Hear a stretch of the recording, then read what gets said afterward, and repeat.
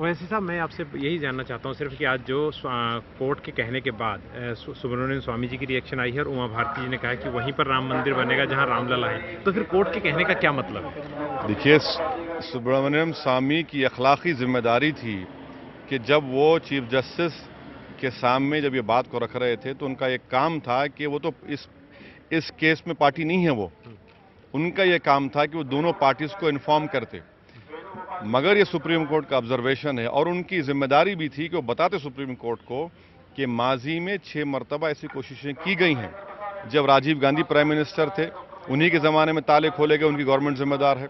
Chandrashekhar prime minister थे, उस वक्त कोशिश हुई। नरसिम्हा राव थे, 2002 में वाजपेयी प्राइम मिनिस्टर थे। 6 मरतबा कोशिश हुई और ये कोशिशों में से कोई रिजल्ट नहीं निकला, क्योंकि जो लोग बातचीत के लिए आ रहे थे उनमें दयानतदारी नहीं थी।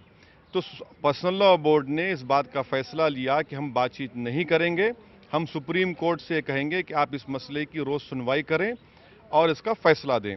मेरा मानना यह है कि जब सुप्रीम कोर्ट छुट्टियों में 3 तलाक के मसले पर हियरिंग कर रहा है तो मैं उम्मीद करता हूं कि सुप्रीम कोर्ट 3 तलाक की हियरिंग के दूसरे दिन भी इसी को हियर कर ले, कंटिन्यूसली हियर कर ले अगस्त तक। 93 का कंटेम्प्ट पिटीशन भी उसमें साथ लगा ले, क्योंकि कंटेम्प्ट पिटीशन पेंडिंग है।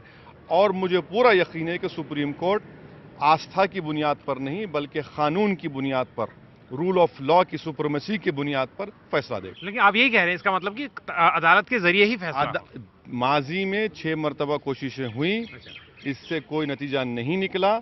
इसीलिए पर्सनल लॉ बोर्ड ने फैसला लिया कि सुप्रीम कोर्ट इस मसले की रोज सुनवाई करे, 93 का कंटेम्प्ट पिटीशन साथ जोड़ लें।